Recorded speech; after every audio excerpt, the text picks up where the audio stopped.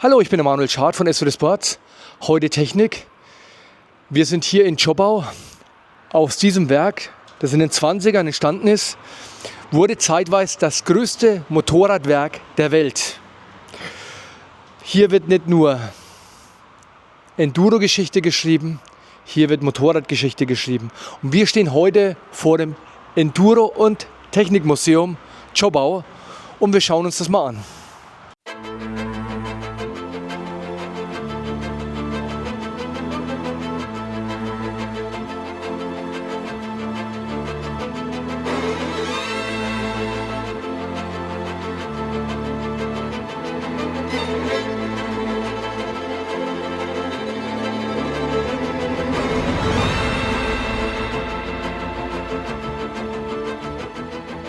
In den 20ern wurden hier DKW-Motorräder hergestellt. Nach dieser Zeit kam DKW Auto Union zusammen und nach dem Krieg wurden hier MZ-Motorräder hergestellt. Zschopau bezeichnet diesen Ort als Wiege der Motorradgeschichte und der Industriegeschichte. Hier sind wir in den alten Hallen der MZ oder auch DKW-Werke aus den 20er Jahren, die noch nicht abgerissen wurden. Wir haben auch Nahaufnahmen gemacht hier, wir haben auch Aufnahmen vom Werk gemacht, aber die eigentliche Größe des Werks ist heute nicht mehr zu erkennen, da nach dem Krieg einige Gebäude weggerissen wurden.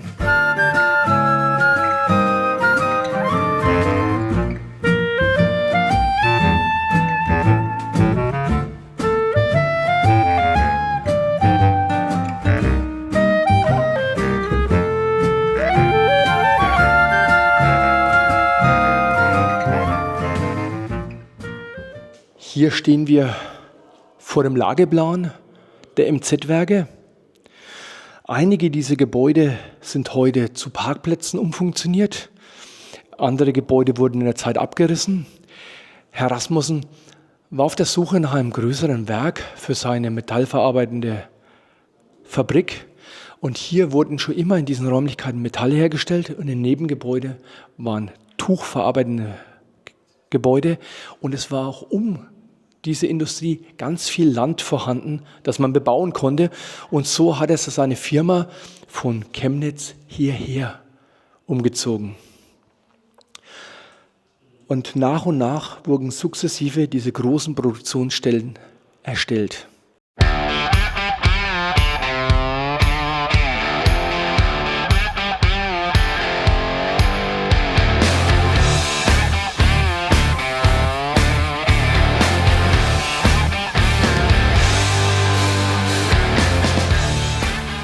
Der Zweite Weltkrieg ist vorbei. Deutschland ist zerstört und liegt am Boden.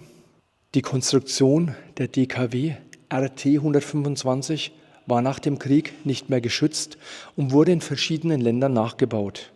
In der Sowjetunion entstand unter anderem die MA Moskwa und die K 125 Konstruktion, die auf der RT 125 basierten. Eine Maschine aus Zschopau wurde damals plötzlich zur Vorlage für Motorräder weit über Deutschland hinaus. Die DKW RT 125 gilt als eines der meistkopierten Motorräder der Welt. Nach dem Krieg wurde sie in mehrere Länder, unter anderem als verschiedenen Marken, weitergebaut. Wir stehen hier vor den Exponaten der ältesten Motoren hier. Von DKW aus 1918, aus 1920, aus 27. Also die Geschichte des Verbrennermotors. und der Beginn einer Ära.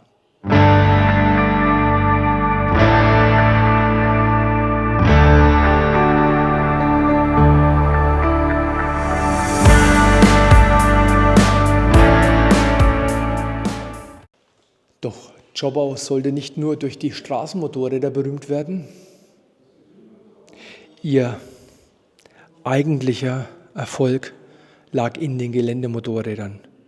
Hier stehen wir vor einem Zweitaktboxer aus dem Jahr 1953. Mit diesem Motorrad gewann Kurt Kempf, der Versuchsleiter der IFA,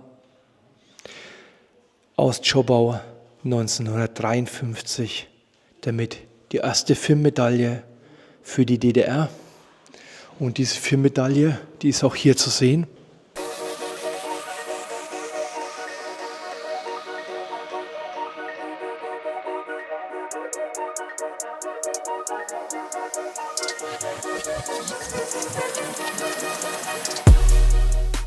Und hier im Endurosport wird es richtig spannend. Diese Motorräder müssen funktionieren im Schlamm, auf Geröll, im Wald, auf Steinen. Und es zählt nicht nur die Geschwindigkeit, sondern die Ausdauer, denn sie müssen über viele Kilometer funktionieren. Das MZ-Werk erlag nach dem Zweiten Weltkrieg im Motorradgeländesport Weltruhm. Zahlreiche nationale und internationale Erfolge machten Zschopau zu einem der wichtigsten Orte des Endurosports. Die Stadt Zschopau beschrieb die Geländesporttradition bereits seit dem Jahr 1930 und verweist auf internationale Erfolge des DKW und MZ-Werks.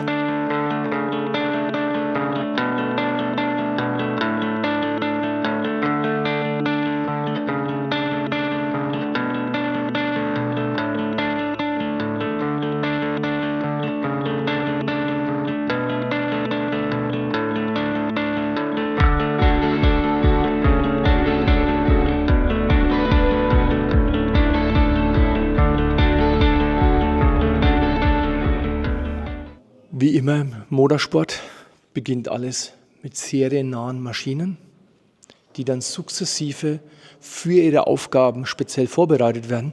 Hier stehen wir von dem Motorrad von Rolf Wittorf, der auch zeitweise BMW-Werksportler war, eine Kawasaki. Und wer sich die Silhouette anschaut, sieht genau, dass dieses Motorrad speziell für seinen Einsatz im Geländesport gebaut wurde. Und das war damals gang und gäbe. Man hat sich kein Motorrad von der Serie, von der Stange kaufen können, sondern man musste sich sein Motorrad selbst für den Sport vorbereiten oder man hat es geschafft, ist in ein Rennsportteam gekommen und hat eine vorbereitete Maschine eines Werkes erhalten.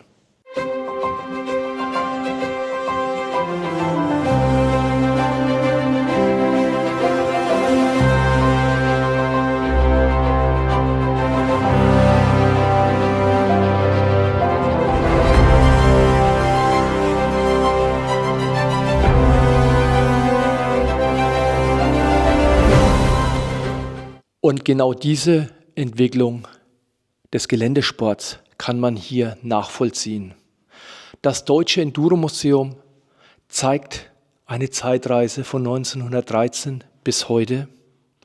Auf rund 2500 Quadratmetern stehen Motorräder von fast 40 Marken. Darunter befinden sich unter anderem BMW-Motorräder, DKWs, Hercules, Java, Maiko, MZ, Simpson, Zündab, aber auch zahlreiche andere Marken, die nicht so bekannt sind. Aber zu sehen sind nicht nur alte Motorräder. Hier stehen Werksmaschinen, Siegerfahrzeuge, Einzelstücke.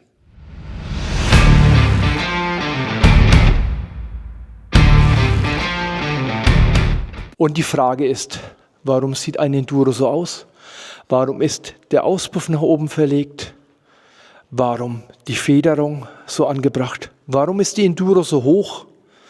Warum ist hier ein Kettenschutz angebracht? Warum sind die Kotflügel so hoch angebracht?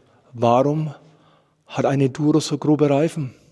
Eine Enduro ist immer ein Kompromiss. Sie muss leicht sein, robust, stabil, zuverlässig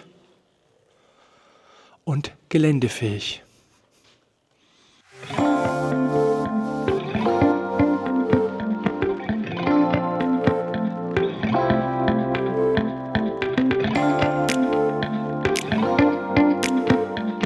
Hier stehen wir vor einem Stück BMW Rallye-Sportgeschichte.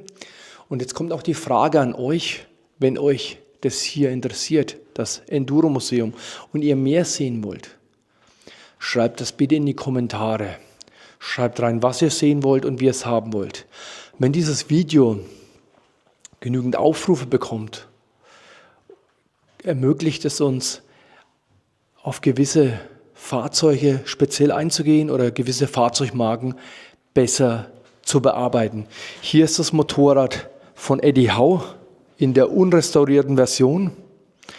Eine HPN mit Rahmenverstärkung, mit White Power Gabel, mit White Power Twin Shock Federung.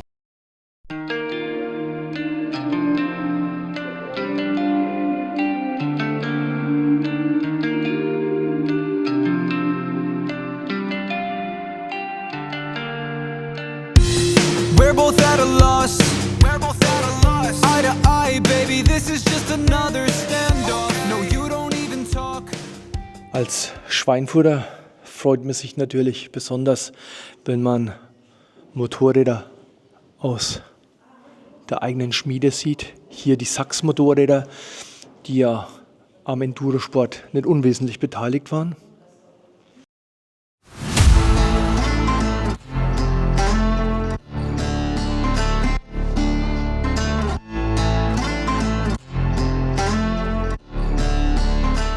Vielleicht sind genau diese Gebrauchsspuren das Einzigartige an diesen Motorrädern. Sie zeugen von Leben und von Abenteuer. Ein Kratzer ist hier nicht nur ein Kratzer. Er kann eine Geschichte erzählen. Ein verstärkter Rahmen erzählt etwas über das Gelände. Eine Startnummer erzählt etwas über einen Wettbewerb. Ein Pokal erzählt davon, dass jemand mit genau dieser Technik schnell und zuverlässig war.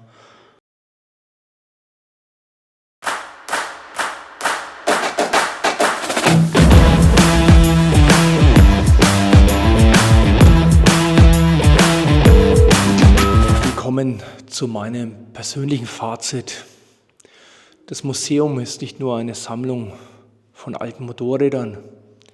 Es ist eine Sammlung von vielen persönlichen Geschichten, von Geschichten Einzelpersonen, die im Endurosport gewirkt haben. Für mich persönlich war das ein absolutes Highlight, hierher zu fahren, um mir das Museum anzuschauen. Ich kann es jedem von euch nahelegen, hier mal einen Abstecher zu machen und euch ein paar Stunden dafür Zeit zu nehmen. Ich danke euch da draußen, dass ihr mich hier im Deutschen Enduro-Museum begleitet habt. Wenn euch das Video gefallen hat, liked uns in Instagram, Facebook, TikTok oder wo auch sonst. Wir werden hier eine Handvoll Aufkleber mitnehmen. Wenn jemand einen Aufkleber haben will, schreibt das bitte in die Kommentare. Wenn ihr mehr über dieses tolle Gebäude und den Inhalt sehen wollt, dann bitte auch in die Kommentare.